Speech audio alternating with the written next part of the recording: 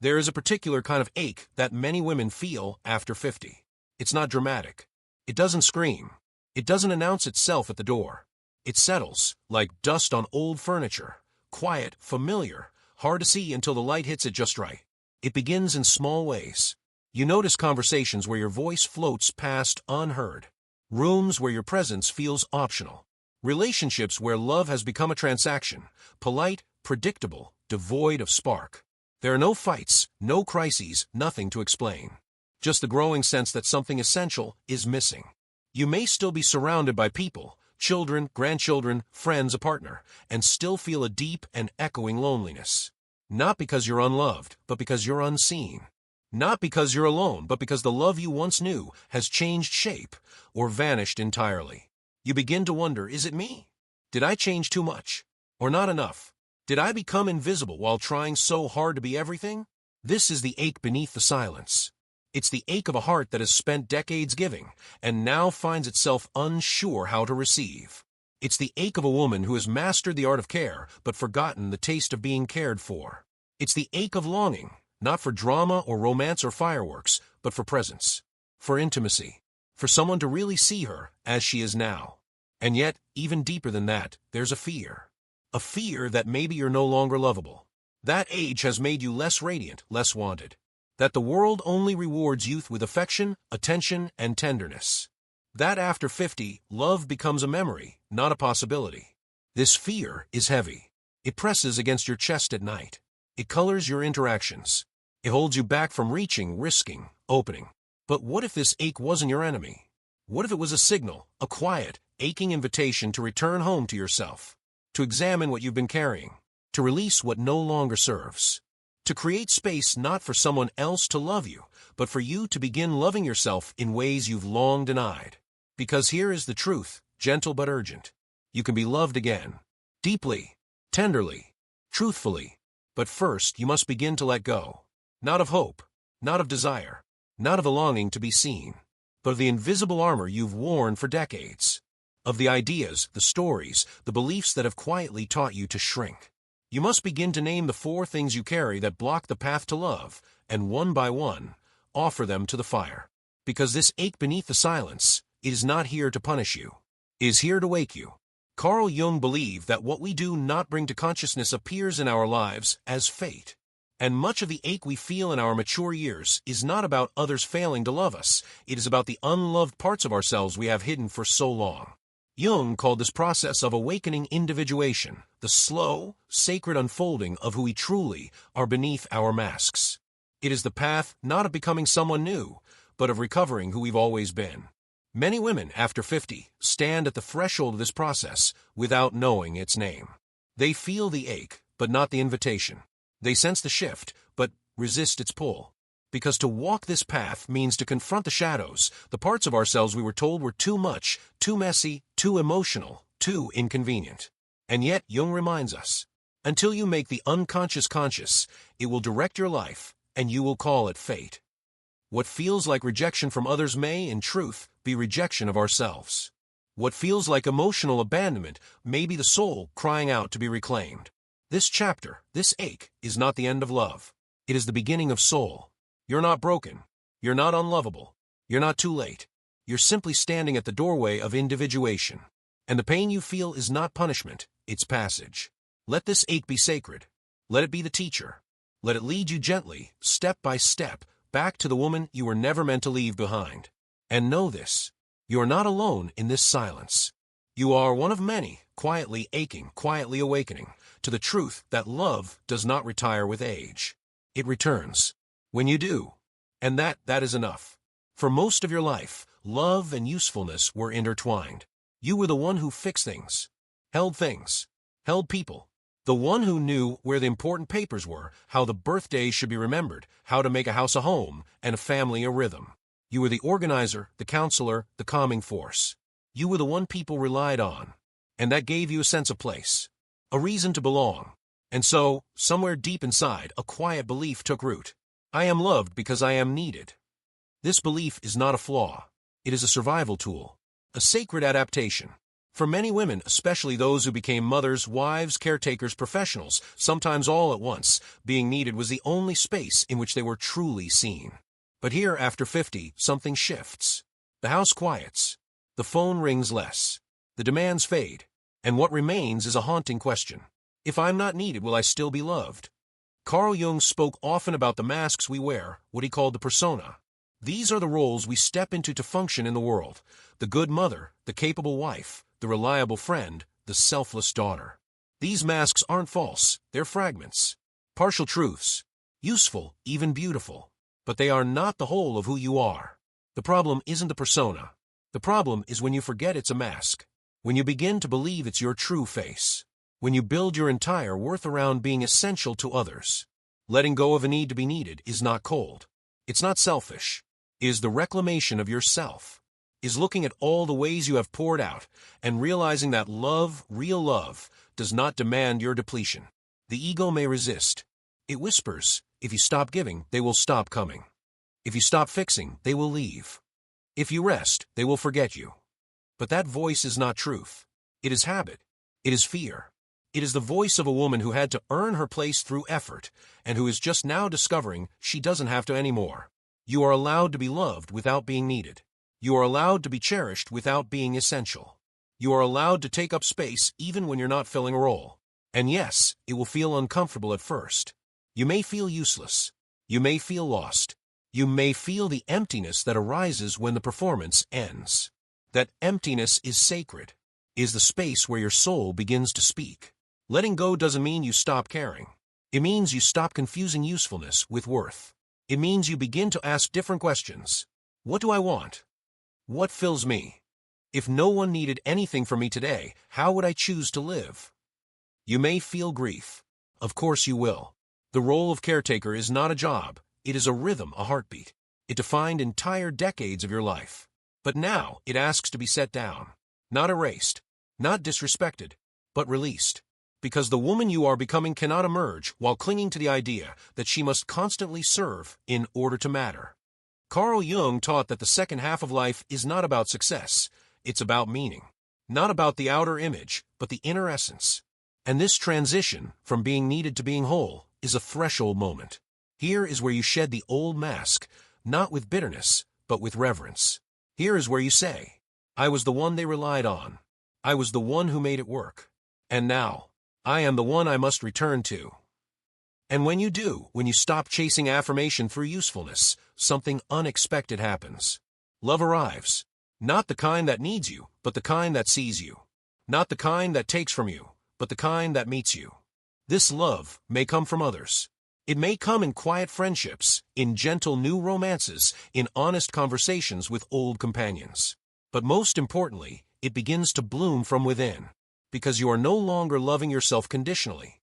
You are no longer saying, I am worthy because I help. You are now saying, I am worthy because I am. This shift is everything. It is not a loss, it is a liberation. You do not have to be the fixer. You do not have to be the savior.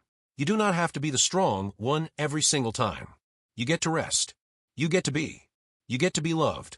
Not for what you do. Not for what you solve. Not for who you hold up. But for who you are. And that is enough.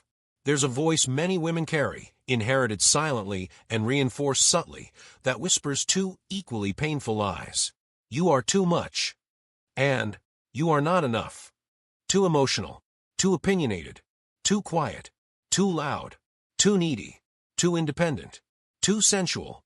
Too soft. Too strong. Too complicated. Too invisible. Too intense. Too distant. Too eager. Too withholding. Not enough. Not interesting enough. Not smart enough. Not young enough. Not attractive enough. Not easy enough. Not cool enough. Not stable enough. Not brave enough. Not lovable enough. This internal war is one of the deepest prisons women over 50 still live in, often without even naming it. We spend decades trimming parts of ourselves to fit into spaces that never welcomed our fullness to begin with. We learn to monitor our tone, measure our words, modulate our presence. We smile when we want to speak. We apologize when we ask. We shrink so others can stay comfortable. Carl Jung called these exiled parts our shadow, not because they are bad, but because they are banished, hidden from our conscious self. relegated to darkness not by nature, but by rejection. And so we live with a quiet contradiction.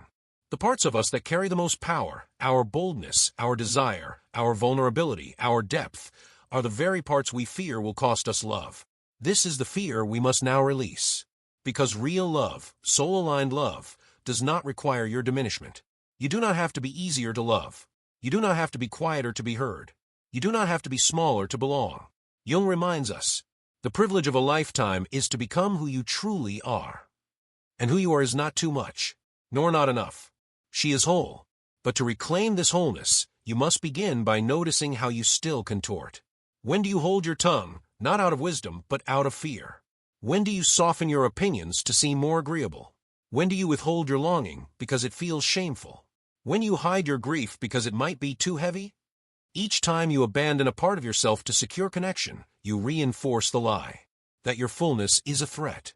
That your depth is a danger. That your honesty will leave you alone. But what if, just what if, your fullness is the very doorway to the kind of love you've always craved? The kind that doesn't flatter but reflects. That doesn't tolerate but welcomes. That doesn't use but honors. The kind that starts inside. Because when you stop rejecting yourself, you stop seeking love through performance. You begin to show up as you are, not perfectly healed, but radically honest. Yes, it will feel risky. Especially at first. You may lose connections based on compliance. You may scare people who prefer the version of you that kept them comfortable. But you will gain something greater. The unshakable peace of being loved without distortion. You will speak without rehearsing. You will cry without apologizing. You will laugh too loudly and feel no shame. You will want deeply and ask without guilt. This is not recklessness. This is truth. And yes, your inner critic will rise. The voice conditioned by decades of dismissal. The part of you trained to scan for danger before expressing desire. But now you are older, wiser, rooted. You no longer need to silence your soul to be safe. You no longer need to split yourself to be accepted. This is the invitation. To let your too muchness be medicine. To let your not enoughness be myth. Because the truth is the woman you are now, in all her feeling, fire, silence, power, need, clarity, she is not a problem to fix. She is a force to trust. Carl Jung taught that wholeness requires integration. That we must embrace our shadows, not hide from them. That only by owning what we once rejected can we become free. So bring it all in. The longing, the sorrow, the laughter, the fire, the need, the complexity. Let them be seen. Let them belong. Not because they are perfect, but because they are yours. And you, exactly as you are worthy of love that sees it all. Not love that demands you soften. Not love that rewards silence. Not love that loves the image. But love that meets the soul. And that is enough. There are stories we don't tell, not even to ourselves. Wounds we wrap in silence. Griefs we carry like heirlooms. Memories we smooth over with a practiced smile. After 50, these silences grow heavier. Not because we're weaker, but because our soul becomes more honest. Carl Jung wrote that there is no coming to consciousness without pain. And for many women, the path to true love, especially in midlife and beyond, begins not with a new romance, but with the slow, sacred unearthing of what's been buried. We are taught to be strong, to move on, to forgive quickly, to forget wisely, to rise above. But pain that is not faced doesn't disappear. It waits. In the body, in the nervous system, in the eyes that glaze over when certain names are spoken, in the heart that quietly flinches at kindness. And most of all, in the quiet barrier that forms between you and love. Because unspoken grief becomes a wall. It says, I'll let you close, but not too close. I'll share, but only the safe parts. I'll love, but I won't need. I'll show you who I am, just not all the way. These wounds don't make you broken. They make you human. But holding them tightly, refusing to name them, pretending they didn't shape you, this blocks the flow of love. It blocks the possibility of being fully seen. Jung taught that the parts of our past we cannot integrate become complexes, charged clusters of emotion and memory that shape our behavior unconsciously. We think we are making free choices, but we are reacting. To be loved again, truly, not politely, you must begin to bring these hidden wounds into light. That moment your mother's words cut deeper than she knew. That time you gave everything to someone who didn't stay. The betrayal you downplayed, but never digested. The friendship that faded and left a hole. even the regret, the choices you didn't make, the life you could have lived. These are not distractions. They are sacred. They are part of the emotional architecture of your life. And now you are being invited to hold them, not to indulge, but to honor. Not to dwell, but to integrate. Because grief transforms when it is witnessed. Wounds soften when they are named. You don't need to fix the past. But you must stop pretending it didn't shape you. This doesn't require confrontation. It requires compassion. A quiet conversation with your younger self. A journal page where you finally write what you couldn't say back then. A breath, held and released, when the old sorrow rises. Maybe it means crying for what didn't happen. Maybe it means screaming into a pillow for the silence you endured. Maybe it means forgiving yourself for surviving the only way you knew how. Jung believed that healing is not forgetting. It is remembering with love. When you begin to release these old wounds, something begins to move. Your heart becomes less guarded. Your gaze softens. You stop scanning for danger and affection. Because now you are no longer living from a place of defense. You are living from wholeness. And that's where love finds you. Not when you're perfect. Not when you're over it. But when you are real. Grief, when integrated, becomes wisdom. Wounds, when held, become depth. And you, when you stop hiding your story, become magnetic. Because the woman who has walked through pain and still opens her heart, she is not fragile. She is free. So ask yourself, what have I not allowed myself to grieve? What part of my story have I tried to minimize? What sadness have I named strength to keep surviving? And then softly let it be true. Let it be seen. Let it be loved. Not by everyone. Not all at once. But by you. This is not indulgence. This is integration. This is the work that clears the soil of the heart so new love can take root. Because the love you long for, the kind that holds, honors, and heals, can only find you when you've begun to come home to your whole self. And that is enough. There comes a moment, often quiet, often late, when you realize that every love you try to hold tightly eventually slipped through your fingers. Not because you were wrong. Not because you were unworthy. But because control is not the language of love. For many women, especially after decades of holding families, relationships, and routines together, control becomes mistaken for connection. If I anticipate everyone's needs, they'll stay. If I manage my emotions perfectly, they'll love me. If I script it right, I won't be hurt. Control feels safe, predictable, even kind, but in truth, it is a barrier. Carl Jung wrote that we cannot change anything unless we accept it. But acceptance is the opposite of control. Acceptance is fluid. It makes room. Control tightens. It constricts. We control when we are afraid. Afraid to be abandoned.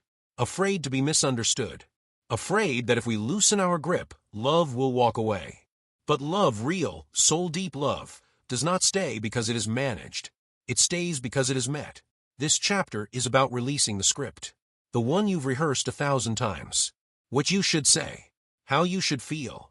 How love should look. You've done your part. You've given. You've shown up. You've held it all together. Now you are invited to let it fall apart, not destructively, but truthfully. Because control, though polished and persuasive, is exhausting. It keeps you on guard. It keeps your nervous system in overdrive. It keeps intimacy at arm's length. You may be in love or longing for it, but if you are constantly editing yourself, protecting others from your truth, or arranging your life to avoid discomfort, you are not being loved. You are being tolerated. Jung taught that the ego, our sense of identity, fears dissolution. It clings to patterns, even painful ones, because they are familiar. To release control is to risk the ego's sense of power. But the soul does not want control. The soul wants contact. And that means imperfection. That means vulnerability. That means saying, I don't know. I'm scared. I want to be close, but I'm still healing. These are not weaknesses. They are openings. You cannot script intimacy. You cannot choreograph soul connection. You can only meet it. As you are. What would it feel like to love without a plan? To let your heart speak first? To not rehearse your softness? To let silence stretch between you and trust it won't be punished? This is the space where real love begins. Not in perfection. Not in precision. In presence. You might lose people when you stop controlling. People who needed you to be predictable. People who confused your care with their comfort. But what remains and what arrives is real. Because now, you are not offering a curated version of yourself. You are offering your soul. Jung said, wholeness is not achieved by cutting off a portion of one's being, but by integration. And control is the art of cutting parts off. Your fear, your need, your spontaneity, your mess. But love can hold them all. So release the need to know what comes next. Release the urge to perfect the moment. Release the belief that love must be earned through performance. And watch what softens. Your shoulders, your breath, your gaze. Love will feel strange at first, wild, unfamiliar, because it is no longer operating on your terms, is dancing to its own rhythm. Let it. Say the thing you're scared to say. Pause when you want to fill the silence. Feel when you want to fix. This is not recklessness. Is surrender. Not to chaos, but to truth. You are not here to direct the perfect scene. You are here to live the unfiltered moment. And when you do, when you stop trying to control love, you give it space to surprise you, to reach you, to see you, not as a performer, not as a planner, but as a person. Carl Jung reminded us that the self, our deepest essence, is revealed not in control, but in contact. This chapter is your invitation to let go, to soften, to trust. You do not need to control to be safe. You do not need to script to be loved. You only need to be. And that is enough. There is a moment, quiet, unexpected, when you look in the mirror and no longer search for who you used to be. You are not trying to reclaim youth. You are not performing softness. You are not apologizing for the lines around your mouth or the fierceness in your gaze. You see yourself, whole, unhidden. And in that still moment, something inside you says, I am ready. Not to start over. Not to prove anything. Not to be chosen. But to be open. To love. As you are now. Carl Jung wrote that the privilege of a lifetime is to become who you truly are. And in this chapter of your life, love becomes not something to find, but something to welcome. Not something to chase, but something to allow. Because now, you are no longer seeking from scarcity. You are no longer loving from fear. You are no longer hiding behind roles or masks or polished performances. You are loving from center, from fullness, from self. This kind of love is quiet. It doesn't announce itself with fireworks or fantasy. It arrives slowly, through presence, through resonance, through truth. You begin to notice who sees you now. Not the you from 20 years ago. Not the you who fit into someone else's story. But the you who listens deeply, who speaks softly and clearly, who laughs with her whole chest, who says no without guilt. This woman, the one you've become, is magnetic. Not because she's flawless, but because she's real. Love finds her not because she needs it, but because she honors it. Jung taught that love begins with individuation, the process of becoming whole in ourselves. And now, you are not looking for a partner to complete you. You are looking for someone to witness you, to meet you, to grow beside you. Or, you're looking to live this wholeness fully, even without a partner. Because you have stopped measuring your worth through companionship. This is freedom. This is power. You open slowly. You trust deliberately. You choose intentionally. And when love enters, romantic, platonic, spiritual, it lands on solid ground. Not shaky hopes. Not old wounds. Not hidden bargains. But truth. Love now is less about possession and more about presence. Less about fixing and more about witnessing. Less about roles and more about rhythm. You don't need someone to save you. You don't need to save anyone. You want to dance. To sit in silence. To share breath, not burdens. You want real. So you open. Not wide. Not naively. But steadily. You open to being surprised. To being seen. To being loved, not in spite of your journey, but because of it. The woman who has walked through silence, fear, grief, and control, and now chooses love, she is not naive. She is luminous. She does not chase. She does not beg. She does not perform. She receives. She invites. She rests. And in this rest, love arrives. Not to complete you, but to meet you. Not to rescue, but to witness. Not to define you, but to honor what's already whole. So breathe. You've done the work. You've come home to yourself. Now let love come home to you. Not with drama. Not with rules. Not with old conditions. But simply, steadily, quietly, through the open door of your being. Because you, as you are now, are ready. And that is enough. If these words found a place in your heart, if something in this story felt like it was written for you, then stay. Leave a like to honor the journey you're on. Share this with someone who may need to hear it. And subscribe, not just to this channel, but to the unfolding of your own soul. We're walking this path together. Gently, bravely, at our own pace. And you, exactly as you are more than enough.